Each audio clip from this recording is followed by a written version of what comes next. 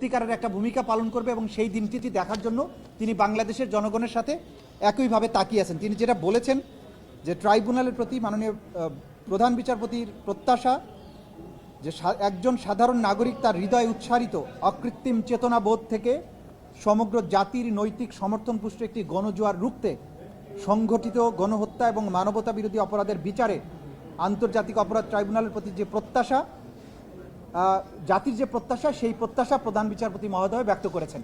আমরা মাননীয় প্রধান বিচারপতির এই প্রত্যাশার সাথে একাত্মতা ঘোষণা করছি এবং আমরা আশা করছি প্রধান বিচারপতির প্রত্যাশা এবং জাতীয় প্রত্যাশা এই ভবনে স্থাপিত আন্তর্জাতিক অপরাধ ট্রাইব্যুনাল পূরণ করতে পারবেন। আপনাদের সবাইকে ধন্যবাদ। এর ধরেন আজকের থেকে শুরু হয়ে গেল, মানে পরবর্তী যেদিনই মামলার তারিখ থাকবে এই ভবন থেকেই সেই কার্যক্রমটা পরিচালিত হবে। সুতরাং আজকের থেকে এটা যাত্রা শুরু হয়ে গেল এই ভবনটা। অনেকে বলেন নতুন সংস্কার ভবন খুব সুন্দর হয়েছে, আপনাদের জন্য আপনাদের ব্যাপারে প্রধান বিচারপতি নিজে আমাকে জিজ্ঞাসা করেছেন যে মিডিয়ার জন্য আপনাদের কোনো ডেডিকেটেড রুম আছে কিনা।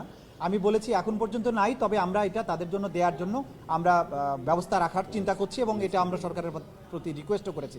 আমরা আশা করছি আপনাদের জন্য একটা আলাদা রুম ডেডিকেট করা হবে ইনশাল্লাহ। আপনাদের ব্যাপারে আমরা এটা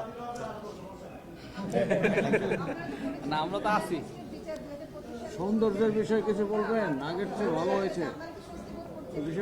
ডেফিনেটলি একটা স্বস্তির বিষয়, কারণ এই ঐতিহ্যবাহী কোর্টরুমে বিচারটা শুরু হলে এটা সবারই ভালো লাগবে, কারণ দেশি বিদেশি মানুষ এটা দেখতে আসবেন বা আসামিরা আসবেন, বিচার প্রার্থীরা আসবেন, সবার জন্য একটা কনভিনিয়েন্সের প্রশ্ন আছে যেটা এই বিল্ডিংয়ে আছে, যেটা একটা টিন শেডের মধ্যে সম্ভব ছিল না। সুতরাং ডেফিনেটলি আমরা আনন্দিত যে এখানে শুরু করা যাচ্ছে।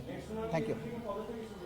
এটা বলেছি আমি যে আজকের থেকে শুরু হয়ে গেল, কালকে যদি কোনো হিয়ারিং থাকে সেটা এখানে হবে বা পরবর্তী যেদিনই শুনানির জন্য থাকবে সেদিনই এখানে অনুষ্ঠিত হবে। Thank you.